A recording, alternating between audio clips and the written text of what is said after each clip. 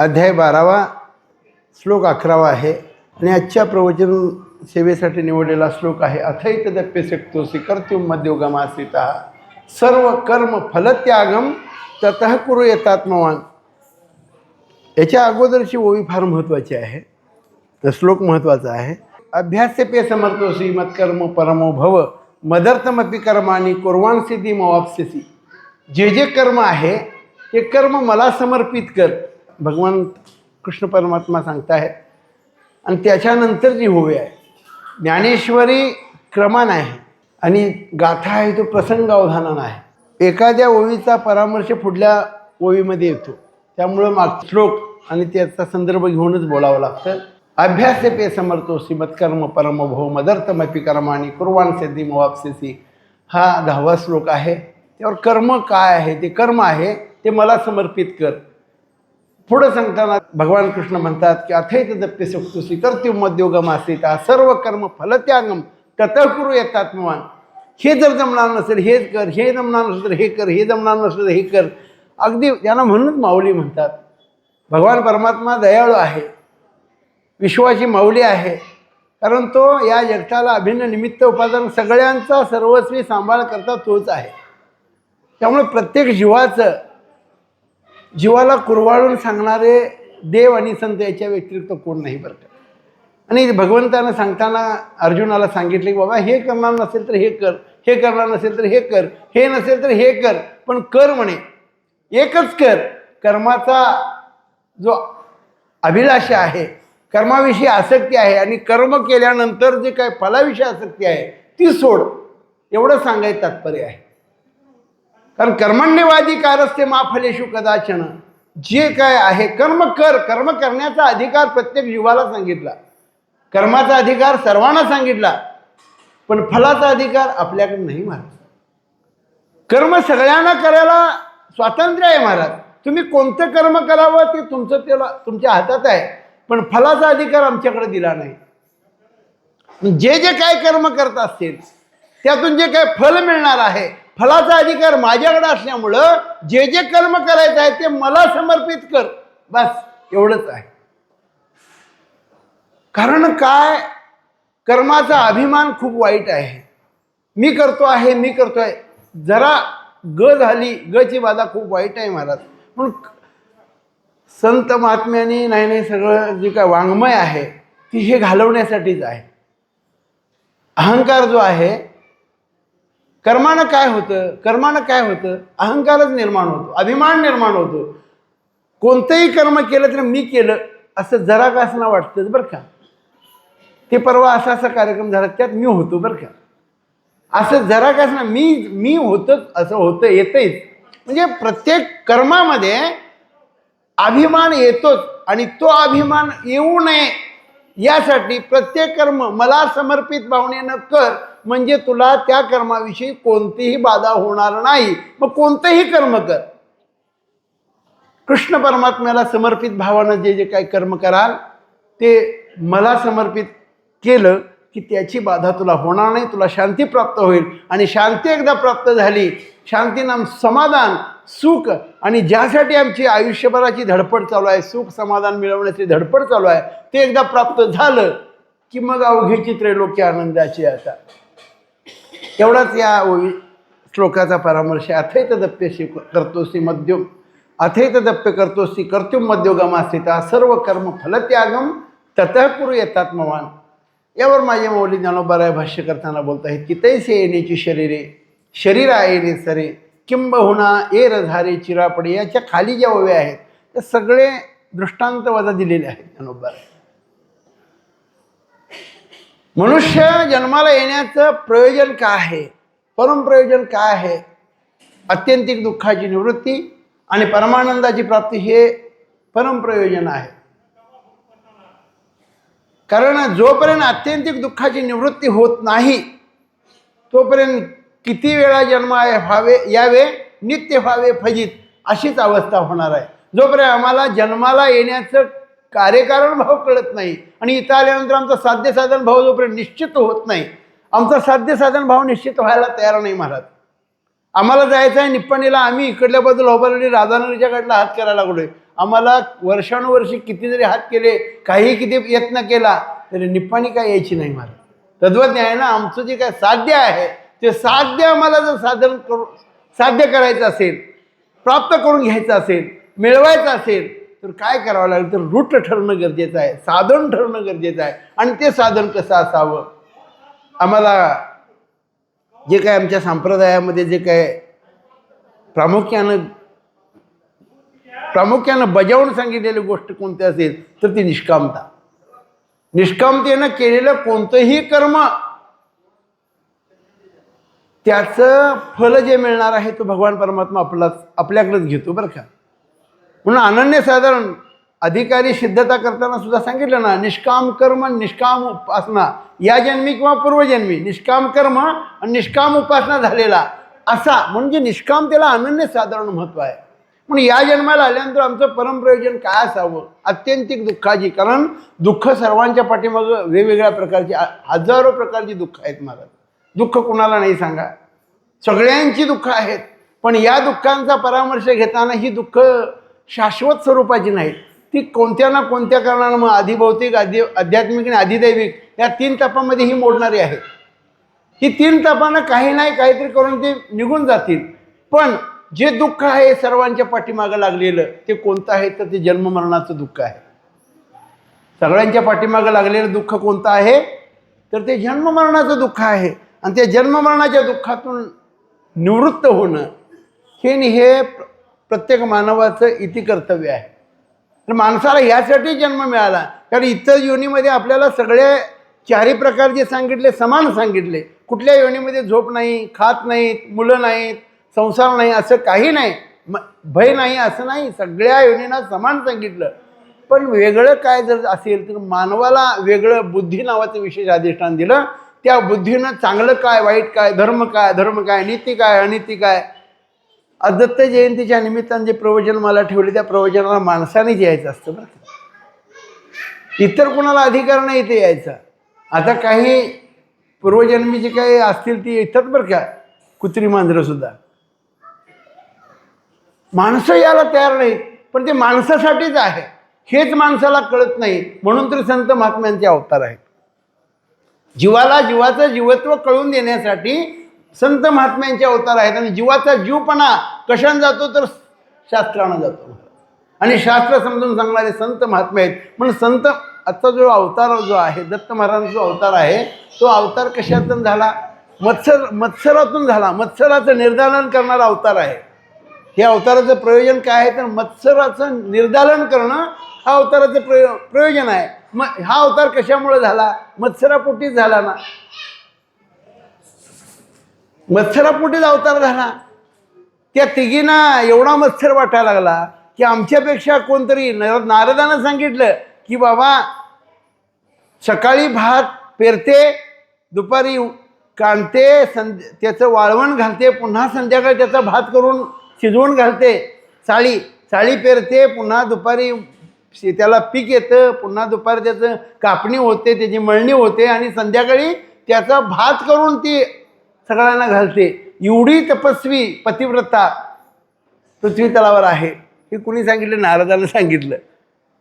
आणि नारदानं सांगितल्यानंतर एवढा मत्सर वाढला, एवढा, कारण माणसाला आपल्यापेक्षा चांगलं म्हटलेलं आवडत नाही, हा माणसाचा स्वभाव गुणधर्म आहे. मग देव ते बी जन्मालाच आलेत ना, मानव देहालाच आलेत. त्यांनी सांगितलं तळपायाच्या मस्तकाला झाली, मग त्यांनी पुन्हा ते भगवंतांना खाली लावून दिलं. तर सगळं आता उद्या ते काळाचं, त्या जन्मकाळाचं विवेचन होईल संध्याकाळी. पण आजचा हा जो जन्मकाळ आहे, तो जन्म कशासाठी झाला, मत्सरामुळे झाला. म्हणून ह्या भक्तीचं वर्म जर काय सांगितलं असेल, भक्तीचं वर्म काय असेल, तर कोण्याही जीवाचा न घडो मत्सर, वर्म सर्वेश्वर पूजनाचे. वर्म काय आहे, वर्म ते एक आहे, दृढ धरावा भावाला अनन्यसाधारण महत्त्व आहे. म्हणून कर्म करत असताना ते कसं कर्म असावं, तर ते निष्काम कर्म असावं. मानव देह प्राप्त झाला आम्हाला, मानव देहाची इति कर्तव्यता काय हे समजून घेणं गरजेचं आहे. कारण ही जी एरझार आहे, ही एरझार थांबवण्याचं मुक्काम पोस्ट ठिकाण काय असेल तर मानव देह आहे. या मानव देहामध्ये आम्हाला ज्ञानोबा म्हणतात चिरा पडो, दगड पडू द्या, त्या एरझारीवर दगड पाडण्याचं सामर्थ्य याच मानव देहामध्ये आहे. मग आमचं कर्म चांगलं आहे का? आमचं कर्म चांगलं आहे का महाराज? आम्ही कर्म चांगल्या पद्धतीनं करतो का? व्यवहारामध्ये जगत असताना आमच्याकडून कोणत्या कोणत्या प्रकारचे कर्म होतात ज्याचं त्यानंच परिमार्जन केलेलं चांगलं. कारण परमार्थ म्हणजे काय वेगळं नसून परमार्थ नाम आत्मपरीक्षण नाम परमार्थ. परमार्थ म्हणजे काय? आत्मपरीक्षण नाम परमार्थ. मी कोण आहे याचा करावा विचार, म्हणे ज्ञानेश्वर निवृत्तीचा. मी कोण आहे मीचा विचार व्हावा आणि मी निवृत्त व्हावा. मीचा एकदा विचार झाला ना, मी कोण आहे हे कळलं ना, मग मी निघून जातो महाराज. आणि जोपर्यंत मी निघून जात नाही तोपर्यंत ह्या देहाची धडपड म्हणजे धडपड होतेच. जोपर्यंत धड पडत नाही तोपर्यंत धडपड होते महाराज. आणि धड पडेच तोपर्यंत मी घालवण्याचा प्रयत्न करावा माणसाला. कारण माणसालाच फक्त बुद्धी आहे.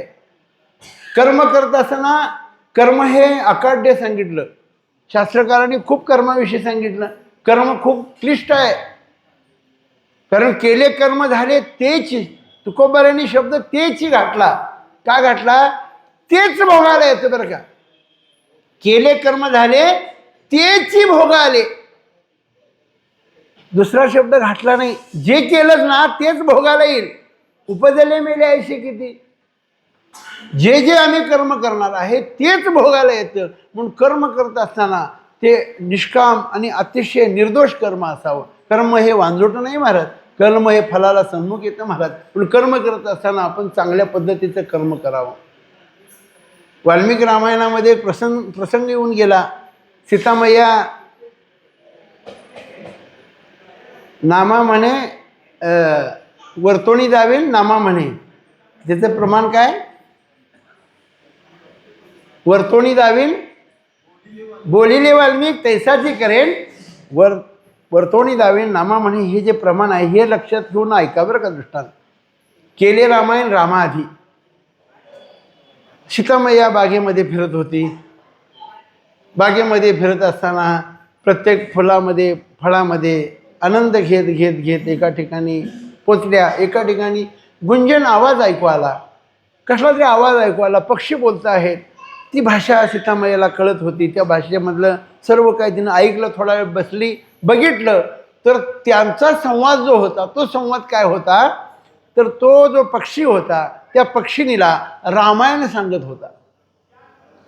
तो पक्षी जो होता तो पक्षी त्या पक्षिणीला रामायण सांगत होता. इतक्यामध्ये ती सीतामय्या तिथं पोचली आणि सीतामय्यानं त्या पक्ष्याला विचारलं, हे काय तू काय सांगतोस म्हणे? रामाविषयी काहीतरी बोलतोस का म्हणे? तर होय म्हणे, माझी पक्षीण जी आहे ती गर्भवती आहे आणि तिच्यावर गर्भसंस्कार चांगल्या पद्धतीने व्हावेत म्हणून तिला मी रामकथा सांगतो आहे. बराच वेळ त्यांचं चिंतन सुरू झालं, चर्चा झाली आणि तिनं सीतामय्यानं त्या दोघांना विनंती केली की तुम्ही आमच्या महालात चला आणि मला रोज रामायण सांगा म्हणे. पण ती पक्षी असल्यामुळे म्हटले नको, आम्ही आकाशात विहार करणारी माणसं, आम्ही आकाशात फिरणारी, आम्हाला रोज वेगवेगळ्या पद्धतीच्या परिस्थितीतून जावं लागतं आणि आम्हाला ती परिस्थिती आमच्या तब्येतीला चांगली आहे, त्यामुळं आम्हाला कुठंतरी अडकून असं काय ठेवू नका, त्यामुळं आम्ही येणार नाही म्हणे. खूप विनवण्या झाल्या. पुन्हा राजकन्या असल्यामुळं तिच्या हट्टानं तिनं त्यांना दोघांनाही घेतलं, कैद केलं आणि घरामध्ये आणलं आणि एका मोठ्या पिंजऱ्यामध्ये त्यांना कैद करून ठेवलं. कैद करून ठेवल्यानंतर खूप दयनीय अवस्था ह्या दोघांची झाली. पक्षिणीला म्हणते आणि पक्षीणीला खूप चर्चा झाली. काय म्हणे, हे काय बरोबर नाही. विनवण्या केल्या. पक्षानं सांगितलं आम्हाला असं अडकून ठेवू नका म्हणे, अडकून ठेवू नका. मी तुम्हाला रोज संध्याकाळी येतो आणि मी तुम्हाला रोज रामायण सांगतो म्हणे, पण आम्हाला असं काय कैद करू नका. माझी पत्नी जी आहे, पक्षी जी आहे आमची, ती गर्भिण आहे आणि तिला त्रास होईल, आम्हाला कैद करू नका. खूप विनवण्या केल्या. तर ते म्हणले माणसावर विश्वास ठेवायला पंचायत आहे म्हणे, तुमच्यावर कुठं विश्वास ठेवू? तुम्ही एकदा आकाशात विहार करत कुठं गेलात तर कुठं जायला सांगता येणार नाही, त्यामुळे तुमच्यावर मला विश्वास नाही. तुम्ही काय करा, तुम्हाला जे लागेल त्या पद्धतीचं आम्ही खाद्य द्यायची व्यवस्था करतो, पण इथून कुठं जायचं नाही. खूप विनवण्या झाल्यानंतर त्या पक्षानं विनवणी केल्याने त्याला विनवणीला यश आलं. त्या पक्षी म्हटला की माझ्या कष्टाचं, माझी पत्नी जी आहे ती गर्भिण आहे आणि तिला आहार माझ्या कष्टाचा मिळावा. इथे सिद्धांत आहे बरं का. इथं कष्टाचं खायची सवय असावी माणसाला. फुकटचं खाण्यात काय अर्थ नाही महाराज. तसं पक्ष्यांना कळतं, आम्हाला कळत नाही, दुर्दैवाची गोष्ट आहे. पक्षी म्हणायला लागला की माझ्या कष्टाचं माझी पत्नी खाईल तरच माझं बाळ चांगल्या पद्धतीनं जन्माला येईल. त्यामुळे आम्हाला इथं तुमचं काही नको. मी जे काय आहे ते मी कष्ट करून आणतो. माझ्या चोचीतून जे खाद्य आणेन ते मी देईन हिला. मी बाहेर जातो, तुम्ही पाहाल तर हिला इथं ठेवून या म्हणे. सांगितलं. रात्र झाली. दुसरा दिवस सकाळ उजाडला. किलबिलाट चालू झाले आणि न करून आकाशामध्ये ढग निर्माण झाले. विजांचा कडकडाट सुरू झाला. वादळी वारं सुरू झालं आणि त्यामधून त्यांना बाहेर जावं लागत होतं. पण तरीसुद्धा पक्षीने त्यांना सांगत होती, राहू द्या म्हणे, आज मला काय खायला नसलं तर चालेल, पण जाऊ नका. आणि त्या पक्ष्यानं काय न ऐकता तो पक्षी, राहू द्या म्हणे, काय होत नाही, मी जाऊन येतो, तुला खाद्य घेऊन येतो, येईन लगेच म्हणे, तू काही काळजी करू नको, निवांत राहा, चिंतन करत राहा, रामाचं नाम घे म्हणे, चिंतन करत बस म्हणे. सगळ्या गोष्टी सांगितल्या आणि पक्षी निघून गेला. पक्षी निघून गेला. दिवसभर चारा शोधाच्या नादामध्ये दिवस झाला. संध्याकाळ झाली आणि संध्याकाळ झाली. विजांचा कडकडाट पुन्हा सुरू झाला. वादळी वारं सुरू झाल्यामुळं पाऊस पडायला सुरू झाला. थोडा सांज वेळेची जी वेळ होती ती प्रकाश थोडाफार होता. आता येईल, आता येतील माझे पती, आता येतील माझे पती. खूप वाट पाहिली तिची, पण अंधार पडला. पतिदेव आले नाहीत. अक्षरशः ती पक्षीण जी होती ती कासावीस झाली. सीतामाया इतक्यामध्ये त्या पिंजऱ्याजवळ आल्या. काय म्हणे, का असं करतेस? तर माझे पतिदेव सकाळी गेलेत आणि अजून ते परत आले नाहीत. बाहेर खूप वातावरण खराब आहे, पाऊस आहे, पण त्यामुळे ते आले नाहीत आणि अजून का आले नाहीत या मी चिंतेमध्ये आहे. नाही म्हणे, तुमचं ठरलेलंच आहे, तुम्ही जायचं, वेळ पडून यायचं नाही आणि मग मी तिथून बाहेर पडते आणि मग तुम्ही निघून जाणार, असं तुमचा बेत ठरलेला आहे. मी तुला काही सोडायची नाही म्हणे, तुला इथंच थांबावं लागेल. खूप खूप विनवणी केली आणि ती पत्नी जी होती ती बराच वेळ तिनं काही खाद्य न खाल्ल्यामुळं, सांज वेळेपासून संध्याकाळपर्यंत काही खाद्य न खाल्ल्यामुळं, पोटामध्ये गर्भ असल्यामुळं तिला त्या तहानेने व्याकुळ झाली आणि ती मरणांत अवस्थेमध्ये गेली बरं का. तिनं सांगितलं, माझा जीव जायची पाळी आलेली आहे, मी आकाशामध्ये जाते, उंच उंच उडी घेते, मी हाक मारते, त्या माझ्या आवाजामध्ये त्याला बोलवते आणि कुठं जर अडकलेले असेल, कोणी जर काय त्याला ताबा घेतला असेल तर ते त्यातून सुटून माझ्यापर्यंत येतील. मला जरा बाहेर जाऊ द्या, मी एकदा जाऊन त्यांना घेऊन येते. आम्ही रामकथा ऐकणारी माणसं आहोत, आमच्यावर संस्कार झालेले आहेत, आम्ही असं काय चुकीचं वागणार नाही. पण नाही ऐकलं, सीतामायेनं ऐकलं नाही आणि ती मरणांत अवस्थेमध्ये असताना ती आता जीव जाणार तिचा, इतक्यामध्ये तिचा पतिदेव हजर झाला. इतक्यामध्ये पतिदेव हजर झाला. बघितलं, खूप आनंद झाला, पण एवढी व्याकुळ झाली, थकलेली होती.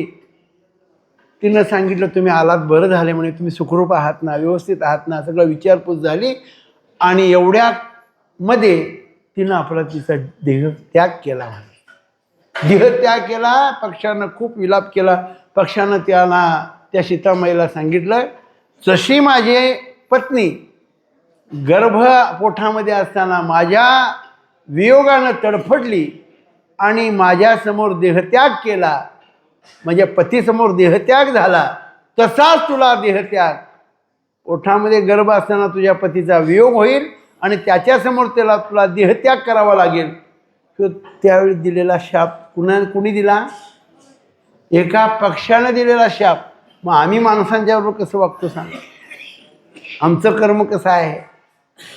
म्हणून वर्म आहे. वर्म काय आहे? ते वर्म आहे. कोण्याही जीवाचा न घडो मत्सर. आम्ही मत्सराशिवाय दुसरं काही करतच नाही. दोन माणसं जमली की तिसऱ्याचं बोलल्याशिवाय राहतच नाहीत. पण बोलावा विठ्ठल, करावा विठ्ठल, जीव भावे. बोलावा विठ्ठल, पाहावा विठ्ठल, करावा विठ्ठल, जीव भावे. हे सांगायचं कारणच हे आहे की संत महात्मे खूप दयाळू आहेत महाराज. संतांनी जीवाचा उद्धार व्हावा हाच उदात्त हेतू ठेवून संत महात्मे अवतरित झाले. या अवतारामध्ये देवही म्हणतात याला आणि गुरुही म्हणतात. त्रिदेव आहेत. तिन्ही देवांचा संगम आहे असा असणारा अवतार आहे. या संत महात्म्यांचा अवतार जे कार्य आहे त्या अवतार कार्याचा एकच उदात्त हेतू आहे की कोण बुडते हे जन न देखावे डोळा येत असे कळवळा म्हणून या. म्हणून कर्म जे आहे ते कर्म अखाड्य आहे महाराज. पण कर्म करत असताना ते कर्म निष्काम असावं, कर्म निर्दोष असावं, त्या कर्मात कोणत्याही प्रकारचा बालंटपणा असू नये महाराज. आणि जर तुमच्या कर्मामध्ये बालंटपणा असला तर पुनरपि जननम पुनरपि मरणम इह संसारे खडू दुस्तरे, पुन्हा पुन्हा जन्माला यायचं आणि पुन्हा पुन्हा मरायचं एवढाच आम्हाला जमेल बरं का. आम्हाला मानवदेह प्राप्त झाला ना, या मानवदेहाला आल्यानंतर आम्ही काय करायचं आहे, जे आम्ही काय सोबत घेऊन आलो अविद्या, जो बंध गळ्यात पडला, त्या बंधाचं निर्दालन करणं हे आमची इथे कर्तव्यता आहे. जीवानं काय करायचं आहे, प्राण्याला इतर पशुपशवादिकांना बंध तोडता येतो का, पण आम्हाला मानवाला बंध तोडता येतो. बंध काय आहे, अज्ञानानं जो बंध गळ्यात पडला ह्या देहालाच मी म्हणायला लागलो. ह्याचं हे जे आहे अहमचा आणि ममचा जो अध्यास आमच्या पाठीमागं लागला, त्या अहमच्या आणि ममच्या अध्यासातून बाजूला सारून, याला बाजूला सारून आम्हाला यातून मार्गक्रमण करणं गरजेचं आहे महाराज. कारण कल्पनेनं आणि अविद्येनंच आम्हाला ही जीवदशा प्राप्त झाली. काहीतरी करावं कल्पनेनं एवढा त्रास होतो आपल्याला, पण आम्ही कल्पना केल्याशिवाय राहत नाही महाराज. पण कल्पना अविद्या तेने झाला जीव, ही जीवदशा जी आहे ती कल्पनेतून आम्हाला प्राप्त झाली. आणि ही कल्पना आणि अविद्या जी आहे त्या अविद्येचं ताडण करणं हे आणि हेच या मानवदेहाचं इति कर्तव्य आहे. आणि हे जे एकदा बंध मुक्त झालो मग काय पुन्हा जन्माला यावं लागत नाही. म्हणून कर्म जे आहे ते तर पुन्हा पुन्हा त्या कर्माविषयी खूप 12वा अध्याय जो आहे तो भक्तियोग जरी असला तर त्या भक्तियोगामध्ये कर्माचं अतिशय चांगल्या पद्धतीनं वर्णन केलेलं आहे. जसं वेळूचं झाड एकदाच येतं म्हणे, पुन्हा जर तू कर्माचा एकदा मोह टाकलास, एकदा त्याला फळं एकदा आलीत, एकदा व्यालं ना ते वेळूचं झाड, पुन्हा ते वेत नाही. तद्वज्ञानं एकदा या कर्माचा बंध हे मोह टाकलास, कर्माविषयीची अभिलाषा टाकलीस, मग काय होतं, तुझ्याजवळ शांती येईल. आणि शांती एकदा आली, सुख जे आलं, समाधान आलं, आता निश्चिंतेने पावलो विसावा, खुंटल्या त्या धावा तृष्णेच्या. आणि अशा तृष्णा ज्या काय 6 विकार आहेत याचं एकदा निर्दालन झालं. कारण आशेनं काय केलं, सर्व सुखाची आशा जन्म केला, क्षणैक मुक्ती यत्न नाही केला, हिंडता दिशा शिन पावला. आणि मायेनं वेष्टन केल्यामुळं पुन्हा पुन्हा पुन्हा आशेतून आम्हाला काही प्राप्त होत नाही महाराज. पण आम्ही प्रत्येक गोष्टीमध्ये आशा केल्याशिवाय राहतच नाही. प्रत्येक गोष्टीमध्ये आशा आहे. एका माणसाची पर्स म्हणजे बॅग चोरीला गेली, एका माणसाची बॅग चोरीला गेली, बरेच दिवस हुडकले, त्यांची शोध घेतला, पण काही सापडली नाही बॅग. म्हणून त्यानं गावामध्ये दौंडी दिली की माझी अशी बॅग हरवली आहे, कोण आणून देणार याला 100 रुपये बक्षीस देणं. त्यावेळी काळ असल्यामुळं 100 रुपये म्हणू आपण, 100 रुपये बक्षीस देण्यात येईल म्हणून सांगितलं. जाताना एका सामान्य शेतकऱ्याला ती बॅग सापडली होती. ती दौंडी ऐकली. ही दौंडी घेऊन ऐकल्यानंतर ती बॅग घेतली आणि तो मनुष्य त्या माणसाजवळ गेला की तुमची अशी बॅग आहे म्हणे. आशा सांगायला बरं का, आशा. आणि ती बॅग घेतली आणि त्या माणसाजवळ गेला आणि माणसाला म्हणायला ही तुमची बॅग आहे का, बघा ह्या बॅग असाच आहे, मी अजून तिला उघडून बघितले, फक्त मला सापडली ती मी तशी ठेवली, दिवसभर कष्ट केलेला आहे आणि 2 दिवस माझ्याकडेच बॅग आहे, पण मी त्यातलं काय बघितलं नाही, काय नाही, बघा म्हणे बॅग. आणि त्यावेळी ती बॅग दिली. पण 100 रुपये द्यायची ही जी काय आशा सुटणार, त्याला द्यायला लागणार होते, पण तिची ती आशा वाढली ना त्याची. मला ते 100 रुपये द्यावे लागणार आहेत, त्या 100विषयी आसक्ती निर्माण झाली. आणि तो पैसे ज्यावेळी मोजून बघितले तर त्यावेळी त्याने सांगितलं की ह्यामध्ये 600 रुपये होते, तू 500 रुपयेच यामध्ये आहेत, तो अगोदर 100 काढून घेतलेस का काय म्हणे. मोह वाईट आहे महाराज, आसक्ती खूप वाईट आहे. आसक्तीनं खूप जणांचं नुकसान झालेलं आहे.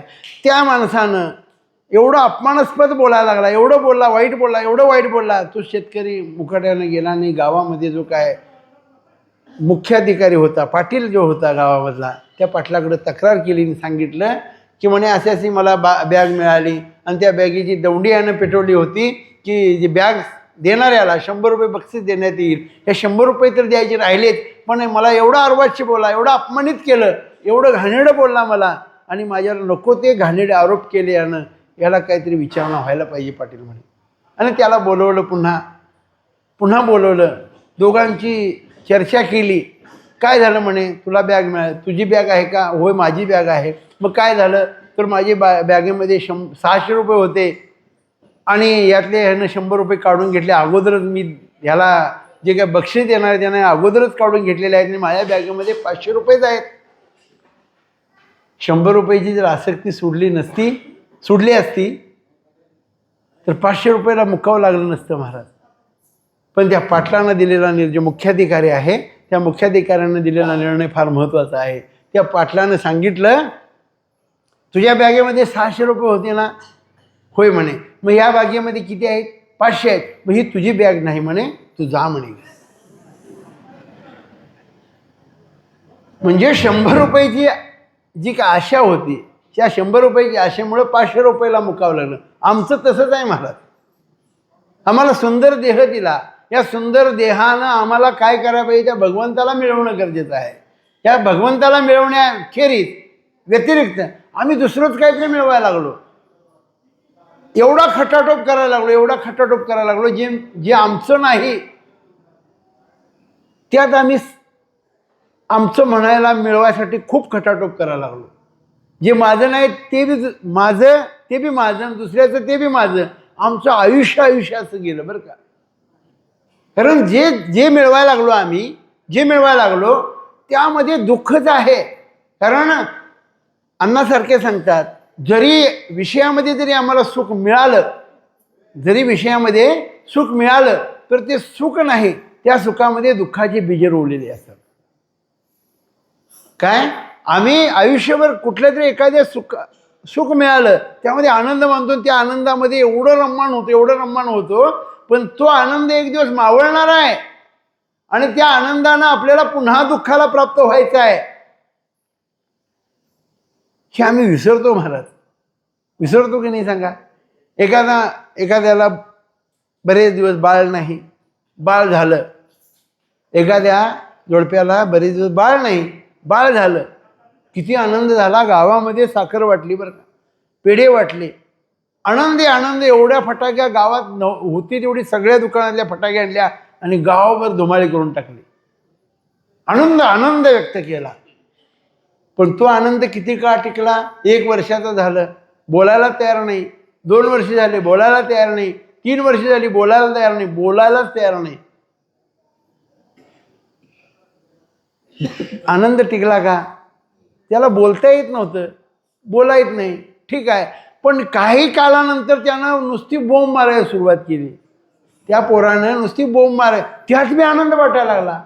आम्ही कशाला आनंद वाटून घेऊ का सांगता येत नाही महाराज. असं ना का काहीच करत नव्हतं, त्याच्या बोंब तरी मारते म्हणे. बरं,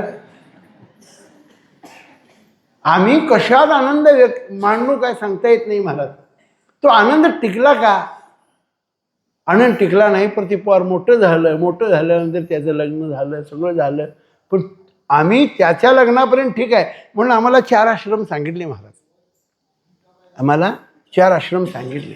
4 आश्रमाचं आम्ही तंतोतंत पालन जर केलं मानवानं, तरी तैसे येण्याची शरीरे शरीरायने सरे किंबहुना एरधारी चिरा पडू शकते बरं का. दगड पडू शकतो जर या 4 आश्रमाचं तंतोतंत पालन केलं तर. ब्रह्मचर्य आश्रम, गृहस्थ आश्रम, वानप्रस्थ आश्रम आणि संन्यास आश्रम, या 4 आश्रमाचं जरी आम्ही तंतोतंत पालन केलं तर आम्हाला आनंद मिळू शकतो महाराज. पण आम्ही तसं करतो का हो? वानप्रस्थाचं सोडून द्या, आता आम्ही वानप्रस्थाच्या पुढे गेलोय. गृहस्थाश्रमामध्ये बऱ्या प्रमाणात आम्ही आहोत आता. पण गृहस्थाश्रमानंतर आम्ही 25 नंतर 50 पर्यंत गृहस्थाश्रम करावा. सरकारनं ते सेवानिवृत्तीचा काल 50लाच करायला पाहिजे सर. कारण गृहस्थाश्रम तिथं संपतो, वानप्रस्थाश्रम सुरुवात होते तिथं 51ला. आम्ही 51वी साजरी करतो, वाईट आहे बरं का. वानप्रस्थामध्ये आम्ही प्रवेश केला म्हणून आनंद व्यक्त करावा. आमचं हात हालायला लागलं असं किल्ल्या कमरेच्या काढताना कुठं दुसरीकडेच हात असा म्हणजे तिकडं जात नाही आपला हात. बराच वेळ दुसऱ्यानं कोणतरी हात धरायचा मग किल्ल्या काढून आम्ही मग कुलपाला घालतो. पण आमच्याकडे किल्ली जायला तयार नाही महाराज. वानप्रस्थाश्रम स्वीकारणं गरजेचं आहे. गृहस्थाश्रम ब्रह्मचर्य आश्रम अतिशय तंतोतंत व्हावा. गृहस्थाश्रम जोडून या धन उत्तम व्यवहारे उदास विचार वेच करी. कारण गृहस्थाश्रम जो आहे तो गृहस्थाश्रम या तिन्ही आश्रमाचं पालन करणारा गृहस्थाश्रम आहे. म्हणून गृहस्थाश्रमाला अनन्यसाधारण महत्त्व आहे. गृहस्थाश्रमामध्ये काळ सारावा चिंतने एकांत वासे गंगा स्नाने देवाच्या पूजेने प्रदक्षिणा तुळशीच्या हे गृहस्थाश्रमामध्ये अतिशय तंतोतंत करावं बरं का. कारण गृहस्थाश्रम हा धर्माचा असावा, अधर्माचा गृहस्थाश्रम असू नये. कारण अधर्मानं मिळालेलं जे घबाड आहे ते कष्टातून मिळवलेल्या एका दमडीपेक्षा फार नगण्य आहे. घबाड जरी मिळालं अधर्मानं तरी एखादी कष्टातून मिळालेली दमडी त्याच्यापेक्षा कोट्यावधी किमतीची असते महाराज. म्हणून गृहस्थाश्रम जो आहे तो अतिशय चाकोरीबद्ध व्हावा, धर्माचा व्हावा. कारण धर्म अर्थ काम आणि मोक्ष हे चारही पुरुषार्थ गृहस्थाश्रमामध्ये साधता येतात महाराज. धर्म अर्थ काम आणि मोक्ष ह्या चारही पुरुषार्थांचं तंतोतंत विचार करण्याचं ठिकाण म्हणजे गृहस्थाश्रम आहे महाराज. करता येते ह्या असोनी संसारी जिव्हे वेगू करी वेदशास्त्र उभारी बाहेर. हात वर करून वेदशास्त्र सांगतात की बाबा रे संसारामध्ये राहून काय करतं, जिव्हेला वेग दे, सातत्यानं भगवंताचं नामचिंतन. कर्माचा मद आणि फलाचा आस्वाद टाकून जर गृहस्थाश्रम केला तर अतिशय सुजलाम सुफलाम होतो महाराज. कारण गृहस्थाश्रमामध्ये काय करायचं आहे, कर्म करत असताना जे काही कर्म आम्ही करतो ते कृष्णार्पण मस्तू या न्यायानेच करावं. कुठल्याही प्रकारचा मोह त्या कर्माविषयी असूच नाही. हा असा गृहस्थाश्रम असावा. गृहस्थाश्रम झाल्यानंतर वानप्रस्थाश्रम. वानप्रस्थाश्रमामध्ये जे काय आहे त्याचा त्याग करून भगवंताच्या चिंतनामध्ये राहावं बरं का. आणि वानप्रस्थानंतर संन्यासाश्रम फार महत्त्वाचा. संन्यासाश्रमामध्ये आम्ही 75 नंतर जी माणसं आहेत ती काय करायला जमत नाही आणि बोलल्याशिवाय राहत नाहीत. याला आमच्या भाषेत संन्यासाश्रम म्हणतात बरं का. काय करायला जमत नाही आणि बोलल्याशिवाय राहत नाहीत याला संन्यासाश्रम आमचा आहे. अहो या संन्यासाश्रमामध्ये सगळं आता झालेलं आहे. सगळ्या मोहाचा त्याग करावा. सर्व काय अशा तृष्णा बाजूला सारून फक्त काय करावा, ऐशी जोडी करा, नामकंठी धरा. मग काय होईल, तेने चुके फेरा गर्भाव. सातत्यानं गायीन अहर्निशी मुखी नाम. सातत्याने एकच ध्यास असावा. आणि सगळं एकदा जर ते निघून गेलं, सगळ्याच्या विषयीचा जो मोह त्याग काय जर झाला तर मग काय खऱ्या अर्थानं संन्यास होतो बरं का. नाहीतर एक संन्यासी एका गावामध्ये गेला महाराज. माणसं खूप वाईट आहेत बरं का. म्हणून तेजोनिया जन भक्ती करा. पण आम्हाला ते जमत नाही. 4 माणसं असल्याशिवाय आम्हाला बी आवडत नाही आणि 4 माणसाने आम्हाला चांगलं म्हणल्याशिवाय बरं वाटत नाही बरं का. प्रवचन कसं झालं महाराज, चांगलं झालं म्हटलं तर बरं नाही तर ह्यो लय छान आहे म्हणते मनातल्या मनात बरं का. चांगलं झालं का वाईट झालं विचारच नाही बरं का प्रवचनांना म्हणतात. अरे तू चांगलं झालं नाही वाईट झालं म्हणणारा तो कोण सांगणार, तू विचारणारा कोण आहेस असं कधीच म्हणू नये बरं का. कसं झालं प्रवचन, करविली तैशी केली कटकट वाकडे का नीट देव झाले. काय म्हणावं, वाकडे का नीट देव जा. नामदेव अप्पाशास्त्री खूप सारखं तेच बोलायचे बरं का. काय सांगत होतो मी, हां एका गावामध्ये हे असं होते बघ संन्यासी. नाही तुला कशाला आणलाय म्हणायचं तुम्ही, तू काय सांगत होतो, प्रवचन सांगत होतो, मग तुला आणलाय तू सांग म्हणायला पाहिजे. एका गावामध्ये एक संन्यासी आला आणि संन्यासी गावामध्ये आल्यानंतर लोकांना काहीतरी दिसलं की प्रत्येकाला पाया पडायची. श्रद्धा असावी महाराज, पण अंधश्रद्धा असू नये. पण आम्ही नेमकं कुठंतरी एखाद्या दगडाला भगवत सिंदूर फासल्याला दिसला की नमस्कार केल्याशिवाय राहत नाही. त्याचं नाव मसोबा पडतंच बरं का. नसलेल्या देवा केलेल्या देवामध्ये त्याची यादी तयार होतेच. काय आम्हाला सवय आहे. देखल्या दोंडा नमस्कार करायचाच आणि त्याचं एकदाच डोक्यावर काहीतरी घालून घ्यायचंच. ह्यानं काय होतं माहिती आहे का, ह्या कर्मानं काय होतं, पापच होतं. ह्या असल्या कर्मानं चुकीच्या पद्धतीने एखादं कर्म जर तुम्ही केलात पुण्य म्हणून, तर त्यानं पाप घडतं बरं का. पण या लोकांनी श्रद्धेनं त्या संन्याशाला विचारपूस केली म्हणून लोकांच्या लई नादी लागू नये बरं का. आणि त्या संन्यासानं चर्चा केली, त्यांनी सगळं विचारलं, तुम्हाला आम्ही हे आणून देतो, ते आणून देतो. सगळ्यांनी प्रत्येकानं रोज पाय पडायला त्यांना हे आणून द्या, ते आणून द्या असं करायला लागलीत. मी कुणाचं काय घेत नाही म्हणे, कुणाचं काय घेत नाही म्हणे. काय नाही, कुणाचं घेतलं नाही, काय नाही. आपल्या आनंदामध्ये निमग्न असणारा तो संन्यासी, खरंच तो संन्यासीच होता, निमग्न होता, आनंदात होता. बरेच वस्तूंचे ढीग त्याच्यासमोर पडले, पण लोकांना त्यांनी सगळ्यांनी दुसऱ्यांनी वाटून दिले. मी काय ह्याचा स्वीकार करत नाही, मी ह्यासाठी आणि मी तीर्थयात्रा करायला निघालेलो आहे, मी संन्यासी आहे, मला यातलं काही देऊ नका म्हणे. काही नाही घेतलं तरी आमच्याकडनं एखादी लवंग तरी का असणार तोंडामध्ये धरायला घ्याच म्हणे. आणि तिखट लागेल म्हणून लवंग नको, त्यासकट खडीसाखर सुद्धा घ्या म्हणे. 4-5 लवंगा दिल्या आणि 4-5 खडीसाखर दिली. 2 लवंगा तोंडात टाकल्या आणि 2 खडीसाखर टाकल्या. आणि त्या उरलेल्या खडीसाखरनी लवंगा आपल्या जे काही उपकरण होते त्यात बांधून ठेवल्या, उपयोगाला पडतील म्हणून. संशय खूप वाईट आहे बरं का संन्यासाला. मग संन्यास आश्रम जो आहे त्या संन्यास आश्रमामध्ये संचय आपल्याला करायचा नाही. जे केले ना त्याचा त्याग करायचा आणि त्याचा उपभोग घेत आनंदात राहायचं बरं का. म्हणजे काय, त्याच्याविषयी आसक्ती न धरता त्याचा आनंद घ्यायचा. त्यानं ते घेतलं आणि कर्मधर्म स्वयंगानं त्याचा BP हाय झाला. आता मरणाचं प्रमाण खूप वाढलं बरं का.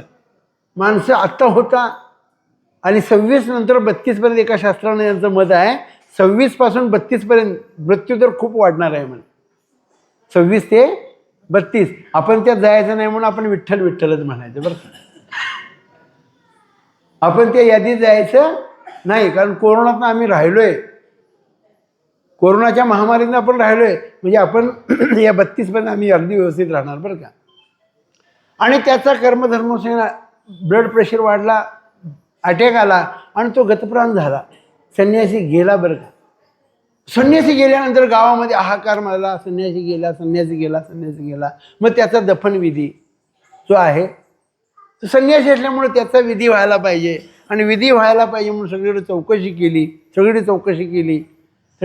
केली तर कोण हे असं करूया, कोण असं करूया, बहुतांची बहुतमते अवघिरी ते पोकळ.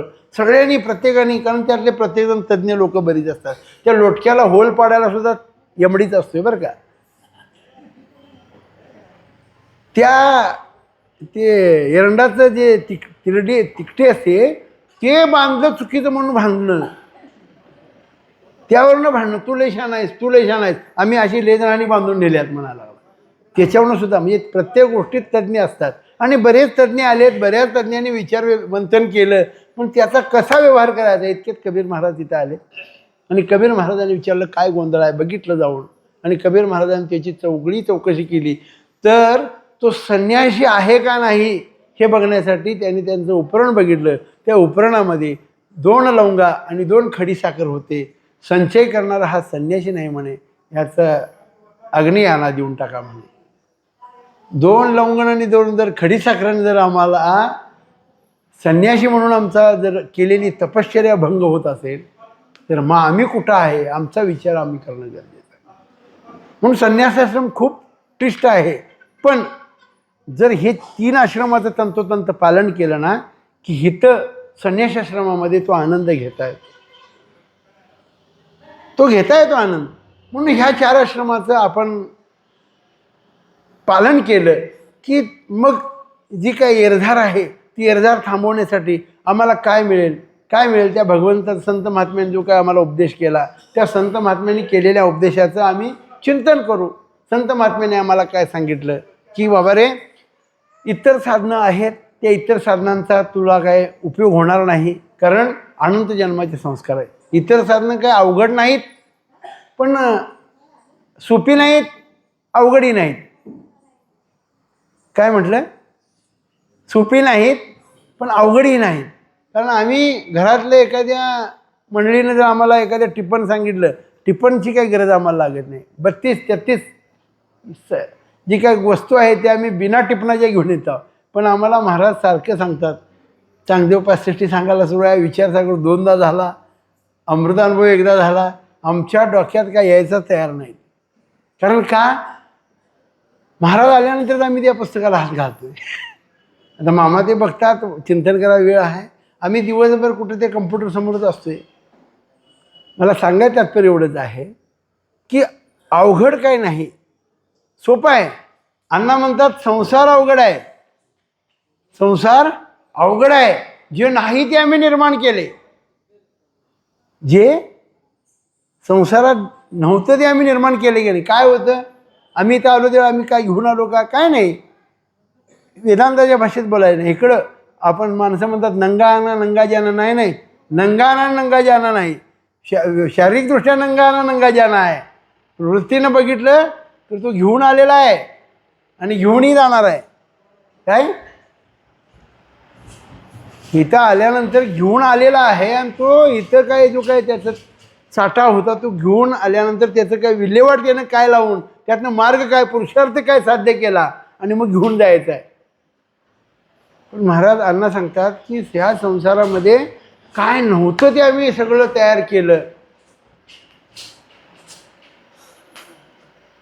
ह्या मायेनं बऱ्याच जणांना दिसते का माया, ती माया दिसते का, पण मायेनं बऱ्याच जणांना बोलवलं का नाही. पण ती माया दिसत नसताना एवढे एकाचा धजी उडाली आहे बरं का, पळता भई थोडी झाली मायेमुळं. पण आम्ही जिवंत माया सांभाळतो. अण्णा म्हणतात जिवंत माया संकट असते. जिवंत मायेबरोबर संसार करायला सोपं नाही. आणि ह्या जिवंत मायेबरोबर संसार करत आनंदानं करते, सुख मानायचं. काय महाराज कसं आहे, बरं आहे म्हणते. बरं आहे काय, बरं आहे म्हणते, बरं नाही बरं का. बरं जर आहे संसारामध्ये म्हणत असेल, संसारामध्ये जर बरं आहे तर म्हणत असेल तर त्या सिद्धांताला बाधा येईल. संसार दुःखामुळे चौकडे इंगळ विश्रांती नाही कोठे, रात्रंदिवस. तर मग संसाराचं स्वरूप दुःखामुळे काय सांगितलं. आणि जर बरं आहे म्हणत असेल तर ते वाईट आहे.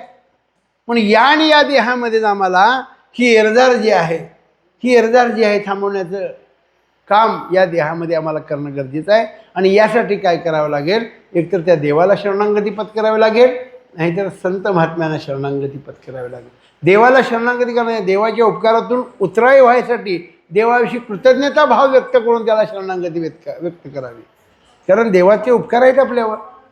देवानं देह दान दिलेला, देवे दिला देह दिला म्हणतायत. भजना गोमटा दिला आम्हाला, अतिशय सुंदर देह दिला का नाही सांगा. जिथं आहे तशी ठेवण दिली, नाक जाग्याला आहे त्या जाग्याला ठेवलं, डोळे दोन दिले, व्यवस्थित दिले. ज्याला शरीर व्यवस्थित सुदृढ आहे त्याला शरीराची किंमत असेल नसेल, पण एखाद्याला शरीर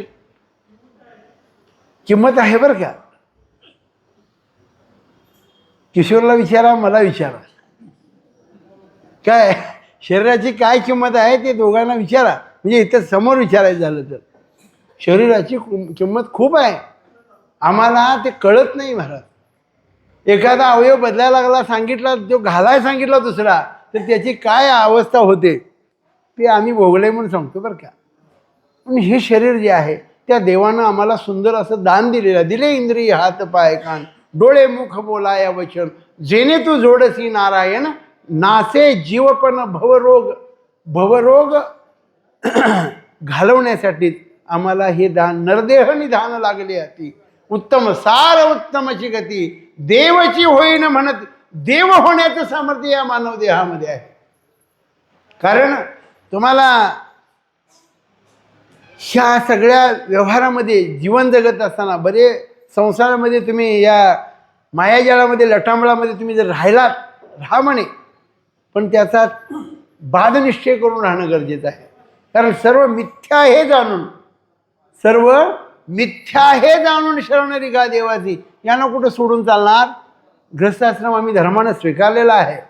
सावधान म्हणले रामदास स्वामी गेले, आम्ही मुकाट्यानं अगदी मुरदाळपणे तिथंच राहिलो. 7 वेळा म्हणलेत बरं का आमच्या लग्नात. तुमच्यात 5 म्हणले असेल, आमच्यात 7 वेळा म्हणले. शुभमंगल सावधान, शुभमंगल सावधान. पण आम्हाला त्याची काही फिकीर नव्हती बरं का. ते रामदास स्वामींनी ते सोडलं आणि त्यांनी निघून गेले ठीक आहे, पण आम्ही जरी आम्हाला एवढं सगळं सांगितलं तर मिथ्या हे जाणून, हे बाबा माझे जे काय आहेत, जोवरी चरण गा तोवरी म्हणती माझा माझा, मानिती लहान थोर देह सुखाची या गाजा, इंद्रिय मावळली. ही कशी सगळी जी आहेत ना, ती सर्व जोपर्यंत आहे तोपर्यंत चांगलं म्हणणारे आहेत. म्हणून जोपर्यंत आहे तोपर्यंत यांचा सांभाळ करणे आणि तोही कसा करायचा त्याला मिथ्या येत. आणि माझ्या प्रारब्धवशामध्ये भोग भोगायला आलेले आहेत, त्यामध्ये अडकून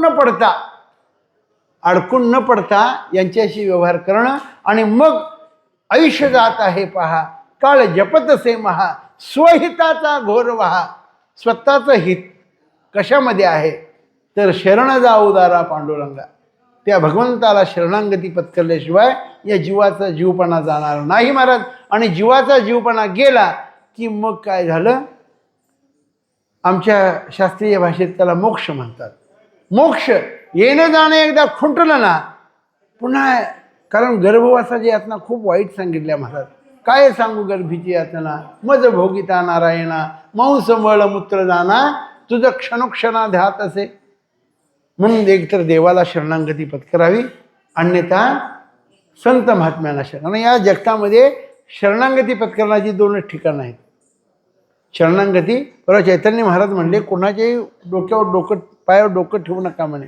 पाया पडायचे नाही एकमेका हा भाग वेगळा आहे बरं का. पण शरणांगती म्हणून कुणाच्याही डोक्यावर पायावर डोकं ठेवायची काही गरज नाही. आता आम्हाला सगळ्यांना एक अतिशय महामेरू हिमालयासारखा माणूस मिळाला, त्यामुळे आम्हाला काही गरज नाही. पण कुणाच्याही डोक्यावर डोकं जे आहे ते कुणाच्याही पायावर ठेवू नये महाराज. पण शरणांगतीच पत्करायची असेल तर एक देवाला, एक संत महात्म्याला, गुरु जे आहेत त्यांना शरणांगती पत्करावी. संत काय करतील, देवाला शरणांगती पत्करल्यानंतर काय होईल, तो देव ह्या दुःखातून आम्हाला बाजूला करून उतरी पहिलं पार भवसिंधू. हा भवसिंधू तरुण जाण्यासाठी, कारण तो भगवान परमात्म्यानं आमच्या कमरेवर हात ठेवलेत. हा जो भवसागर आहे तो एवढा, ये म्हणे काय अडचण नाही, काय भिवू नको, मी आहे म्हणून सांगणारा भगवान परमात्मा. आणि संत महात्मे काय करतील, आपण सारे की करीती तत्काळ, नाही काळ वेळ तया लागी. कारण संत महात्म्याने एकदा शरणांगती पत्करली, त्यांच्यावर सगळा भार जर दिला, कारण आम्ही जर कोणताही जर संदेह ठेवून जर त्या गुरुविषयी किंवा देवाविषयी जर आम्ही जर राहिलो तर आमच्या संदेहाच्या गाठी कधी सुटणार नाहीत महाराज. म्हणून महाराजांनी आम्हाला ज्यावेळी धोतर आम्ही लावायला लागलो, महाराजांच्या पुढे मी एकदा धोतर लावायला लागलो तर गाठ मारली. तर महाराज म्हणले, धोतराला सुद्धा गाठ असू नये दादा म्हणले, गाठीचं धोतर सुद्धा नसू नये, म्हणजे एवढं गाठीमुक्त असावं. पण आम्हाला ती गाठ काय सुटायला तयार नाही महाराज. आणि या गाठीतून सुटण्यासाठी आम्हाला हा मानवदेह प्राप्त झाला. आणि सर्वांची गाठ ह्या गुरुदेव दत्त महाराजांनी, संत महात्म्याने, भगवान परमात्म्याने ती सोडवण्यासाठी आम्हाला अविरत प्रयत्न करण्यासाठी ताकद द्यावी. आणि आमच्याकडून पारमार्थिक ऐश्वर्यासाठी आम्हाला मुखामध्ये सातत्यानं भगवंताचं चिंतन व्हावं. आणि जी काही एरझार जी आहे, हा जो सगळ्यांच्या पाठीमागे लागलेला संसार, अगा जन्मने आणि निमणे, हा जो काही संसार आहे, या संसारातून आम्हाला मुक्त करण्यासाठी त्या भगवंतानं सद्बुद्धी द्यावी. सातत्यानं चिंतन त्याचं व्हावं, मुखामध्ये सातत्यानं भगवंताचं नाम राहावं बरं का. तुकोबर आहे ना, जांभई शिंक ढेकर आलं तर म्हणे ते आम्हाला त्यामध्ये खंड पडतो म्हणतात. आणि आम्ही जांभई आल्यानंतरच देवाचं नाव घेतो, हे वाईट आहे. इतर वेळी आम्ही देवाचं नाव घेत नाही, फक्त जांभई आल्यावरच नाव घेतो. हे आणि तुकाराम महाराजमध्ये आणि आमच्यामध्ये फरक आहे महाराज. पण सातत्यानं भगवंताचं मुखामध्ये नाम घ्यायची बुद्धी त्या भगवंतानं द्यावी.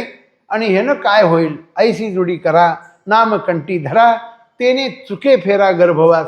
हे जो गर्भवास आहे, गर्भवास एकदा थांबला की सगळं जीवाचं दुःख संपतं महाराज. आणि जीवाचं दुःख संपवण्यासाठीच हा मानवदेह प्राप्त झाला.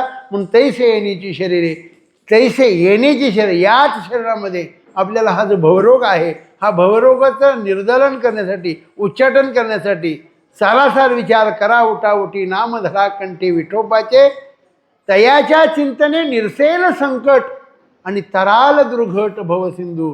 का तर श्री गुरु सारिका असता पाठी राखा, इतराचा लेखा कोण करी, राजयाची कांता काय भीक मागे, मनाची आजोगे सिद्धी पावे. कारण आम्ही कल्पतरूच्या खाली बसलो. ज्ञानदेव म्हणे तरलो तरलो आता उद्धरिलो गुरुकृपे. गुरूंचा कृपाशीर्वाद ठेवण्यासाठी सातत्यानं गुरूंच्या विषयी आदरयुक्त आदरभाव ठेवावा. गुरूंचे जे सांगतील ते, हे राज्यही तृण मानावे. काय सांगितलं की राज्य ही तृणासारखं जर म्हटले तर ते मानण्याचे, शास्त्रात जे सांगेल ते करावं. आणि शास्त्र सांगणारे, शास्त्र समजून सांगणारे गुरु असतात, म्हणून त्यांच्याशी आदरयुक्त वातावरण राहावं. आणि एवढीच त्या भगवंतानामा तुम्हाला श्री गुरुदेव दत्ताने बुद्धी द्यावी. सर्वांना पारमार्थिक ऐश्वर्य प्राप्त व्हावी एवढी अपेक्षा व्यक्त करतो आणि माझ्या वाणीला पूर्णविराम देतो. पुंडलिक वरदारी विठ्ठल, श्री ज्ञानदेव तुकाराम.